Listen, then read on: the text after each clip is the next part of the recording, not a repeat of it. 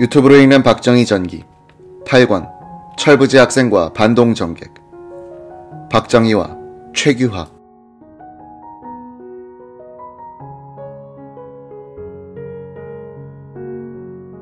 1966년 2월 8일 밤 8시 30분 라만 총리 관저에서 열린 만찬에 참석한 박 대통령은 63회 생일을 맞은 총리에게 선물을 전달했다. 만찬이 무르익을 즈음 케임브리지 대학교 법학 박사 출신의 라만 총리는 박 대통령에게 많은 조언을 해주었다. 라만 총리는 이날 오전 라자크 부총리가 설명한 말레이시아의 고민에 대해 우리가 앓고 있는 병은 곧 완쾌될 겁니다. 그때까지는 선진국 문명이라는 약을 써야 합니다. 라고 말하면서 한국을 거론했다. 우리나라는 다행히 고무나무가 많아서 그럭저럭 살고 있지만 천연 자원이란 한계가 있다는 점이 걱정입니다. 오히려 한국은 풍부한 인적 자원이 있어 그것이 부럽습니다. 특히 한국 여성들이 근면하고 성실하기로 소문이 났던데 이들 인적 자원을 잘만 개발하면 괜찮을 겁니다. 한국이 경제 개발을 하려면 돈이 필요할 텐데 돈 빌리는 것은 두려워할 필요가 없습니다. 빚도 가지고 오면 내 재산이고 특히 돈 빌리는 재주는 더 큰 재산이죠. 그러니 유능한 외무부 인재들을 잘 활용해 세계의 돈을 끌어다 쓰십시오. 라만 총리 각하, 임기가 끝나면 한 번 더 할 생각이십니까? 아닙니다. 남들은 나를 국부라고 부르며 오래 하라고 하지만 내가 학교에서 배운 바에 의하면 장기 집권은 신에 의한 것이라고 할지라도 바람직하지는 않다는 겁니다. 그래서 나는 물러날 생각입니다. 그럼 물러난 뒤엔 뭘 하실 생각이십니까? 옛날엔 독립운동을 하느라 시간이 없었지만 저는 학창시절부터 해보고 싶은 두 가지가 있었습니다. 하나는 축구 감독이고 다른 하나는 영화 감독입니다. 박 대통령은 라만 총리의 이 말을 정치적인 쇼라고 생각한 모양이었다. 만찬이 끝난 뒤 총리 관저를 나오면서 박 대통령은 이동환 외무장관에게 비꼬듯이 이렇게 말했다고 한다. 라만 총리, 그 양반 말 참 재밌게 하네.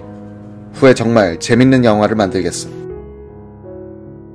이동환은 그의 회고록 대통령을 그리며 해서 이렇게 후기를 쓰고 있다. 라만은 끝내 약속을 지켰다. 1973년 총리 자리에서 물러난 그는 은퇴 후 감독은 아니었지만 축구 단장으로 또한 직접 시나리오를 쓰며 영화를 제작하는 등 학창시절의 꿈을 이루었다. 우린 여기서 박 대통령과 라만의 정치의식 수준을 알 수 있다. 그러나 중요한 것은 후진국의 경우 정치와 경제 중 어느 것이 먼저냐 하는 점인 것 같다. 만일 당시 라만과 박 대통령이 서로 바뀌었다면 오늘의 한국은 어땠을까? 개발 독재를 비난하면서도 이 점 곰곰이 생각해볼 일이다. 2월 9일 말레이시아 방문 사흘째를 맞은 박 대통령은 오전 10시부터 말레이시아 국회의사당 특별실에서 라만 총리와 공식 회담을 가졌다. 한국 측은 장기영 부총리, 이동원 외무장관, 김성은 국방장관, 홍종철 공보부 장관, 이우락 비서실장, 최규하 주 말레이시아 대사 등이 참석했고 말레이시아 측에서는 라자크 부총리를 비롯해 재무, 문교, 상공, 공보상 및 재무차관 등이 참석했다. 약 2시간 동안 계속된 이 순회 회담에서 양국 지도자는 월남 문제를 중심으로 동남아 정세 전반에 걸친 의견을 나눴으며 월남 국민을 지원할 필요성에 합의했다. 이 회담이 끝난 뒤 별도로 열린 양국 경제강요 회담에서는 하나, 말레이시아의 제3차 경제개발 5개년 계획에 대한 한국의 적극적인 참여와 한국의 제2차 경제개발 5년 계획에 대한 말레이시아의 지원. 둘, 천연자원이 풍부한 말레이시아와 노동력이 남는 한국 간의 합작 투자로 공장을 건설하는 문제들을 의논했다. 오후 1시, 박 대통령 부부는 라만홀에서 열리는 한국 미술 전시회를 관람한 뒤 1시 30분경 주 말레이시아 대사관저에 도착, 한식의 오찬을 나눴다. 하루 전 박 대통령은 이우락 비서실장에게 한식을 먹고 싶다는 표시를 했고 교민이 많지 않은 당시 말레이시아에서 이 실장은 최 대사의 관저에 한식 오찬을 마련토록 했던 것이다. 이날 오찬을 즐긴 박 대통령은 다음날 이동원 장관에게 이런 말을 했다고 한다. 내 어제 최 대사 집에 가지 않았소. 헌데 최 대사 정말 애국자야. 글쎄 그 친구 집에 가보니 술이나 안주가 몽땅 한국 거더라고. 게다가 날 접대한다고 고무신 신고 이리저리 뛰어다니는 걸 보니 꽤 부지런하던데. 최규하는 외무부 대기대사로 근무하던 중 이동원 장관의 발상으로 아스펙 계획을 추진한 1등 공신이었다. 이 장관은 최 대사의 공로를 인정해 박 대통령에게 영국 대사로 추천했었다.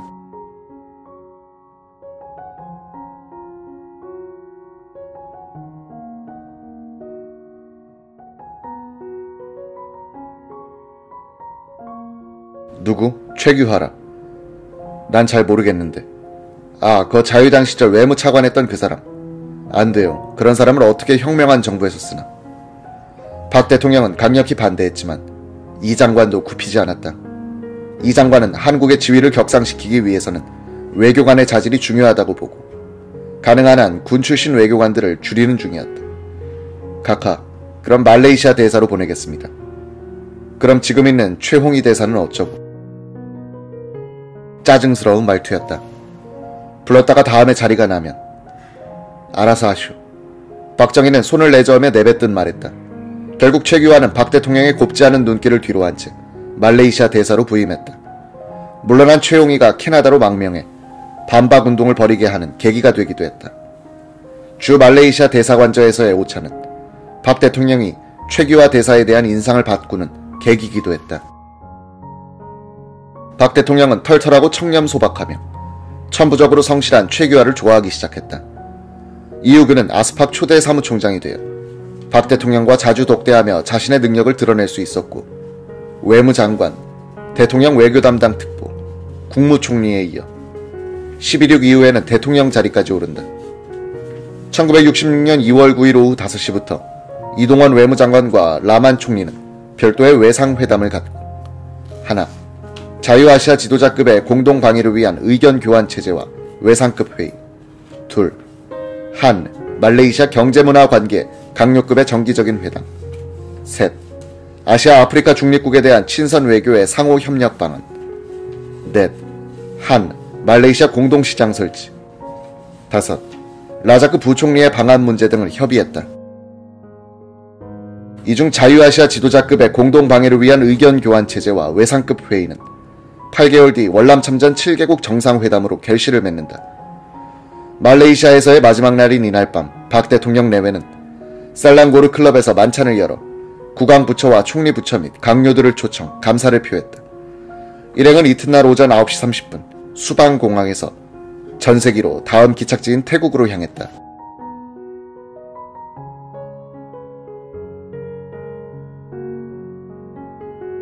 박 대통령 일행이 탄 특별 전세기가 태국 상공에 진입하자 태국 공군의 세이버 편대가 호위 비행을 하며 마중을 나왔다.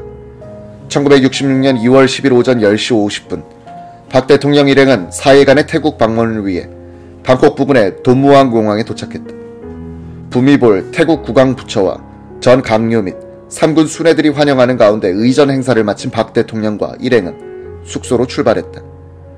태국은 1957년, 1958년에 걸쳐 두 차례 쿠데타를 일으킨 군부가 박 대통령 방문 당시까지도 계엄령을 펴 언론과 야당은 침묵하고 있었다.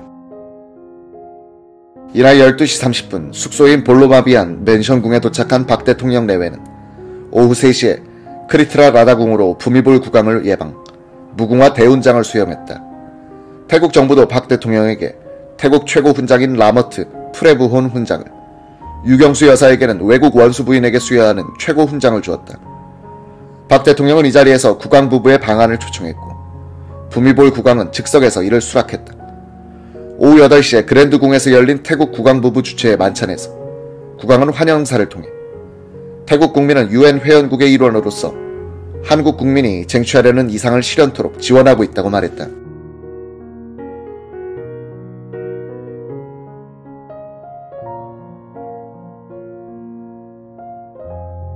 12, 13세기 무렵 중국에서 남하한 타이족이 건국한 태국은 역사상 한 번도 식민지가 되어본 적이 없는 동남아시아의 유일한 국가다.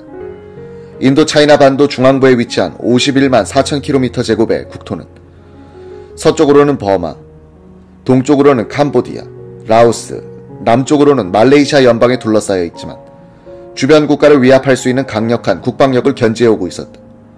1949년부터 한국과 외교관계를 형성해온 태국은 1950년 6.25 동란 때는 유엔군의 일원으로 전투병력을 파병하기도 했다. 1966년 당시에도 1개 중대가 한국에 파견돼 있었다.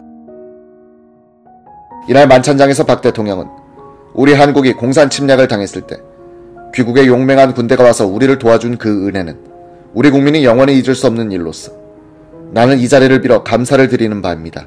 라고 화답했다. 박 대통령 방문 당시 태국의 1인당 국민소득은 우리보다 약간 높은 120달러. 군인과 승려가 특권 계급인 태국은 국교인 불교의 영향으로 공무원이 되려면 10년간 승려 생활을 해야 한다는 것이 규범화돼 있었다. 아침이면 온 거리가 시주받는 승려들로 가득 메워질 정도였다. 불교의 영향을 받은 태국인들의 사상은 열대권의 풍토와 맞물려 근로정신이 희박한 면을 드러냈다. 박 대통령은 교포들과의 만남에서 이를 의식한 듯 우리가 왜 지금까지 못 살았는지 알았습니다. 우리나라는 어느 나라보다 기후 조건이 좋고 아름다운 나라여서 너무 자기 고장에만 애착심을 가지고 해외 진출을 안 했기 때문입니다. 라고 말했다. 태국 방문 이틀째인 2월 11일 오전 11시 태국 총리 관저에서 한, 태 정상회담이 열렸다. 한국 측에서는 장기영 부총리, 이동원 외무장관, 김성은 국방장관, 홍종철 공보부 장관, 이우락 비서실장과 장성환 주 태국 대사 및 연하구 아주국장 등이 참석했다. 태국 측에서는 프라파스 부총리, 코만 외상, 썬소른 경제상, 포대 개발상 등이 참석했다. 박 대통령과 타놈 태국 총리는 회담을 통해 월남을 공산 침략으로부터 방해하기 위해 적극적인 공동 지원이 필요함을 재확인하면서 한, 태, 양국은 군사적 협조를 지속하며 주한 태국군을 계속 주둔시킨다는 데 합의했다. 이날 오후 5시 30분부터 박 대통령 부부는 태국 정부 청사에서 타놈 키트카촐은 총리 내외가 주최한 만찬에 참석했다. 이 자리에는 한국전에 참전한 태국 장성들도 섞여 있었다. 박 대통령은 이들과 일일이 악수를 나누며 한국으로 초청할 것을 약속했다. 2월 12일 오전 박 대통령은 에라완 호텔에서 50여 명의 태국 교포들을 초청해 조찬을 함께했다. 교민회장 이경손 씨는 제2차 세계대전 직후 15명의 교포들이 문전걸식에 가까운 생활을 하며 처음 태국으로 들어온 뒤 피땀 어린 노력으로 안정된 생활 기반을 닦을 때까지 고생한 내용을 담은 태국 교민사를 낭독했다. 그는 박 대통령에게 남산을 바라보실 때 그 너머에는 남양이 있고 남양에는 태국이 있고 태국에는 당신을 따르고 존경하는 우리 교포들이 있다는 것을 잊지 말아 주십시오. 라고 했다. 그는 목이 메어 말끝을 맺지 못했다. 박 대통령과 수행원들도 손수건을 꺼내 눈시울을 닦았다. 이날 교민들은 박 대통령에게 태국에서 가장 큰 호피를 증정하면서 이 호피를 밟으실 때마다 태국에 있는 우리들을 생각해 주십시오. 라고 했다.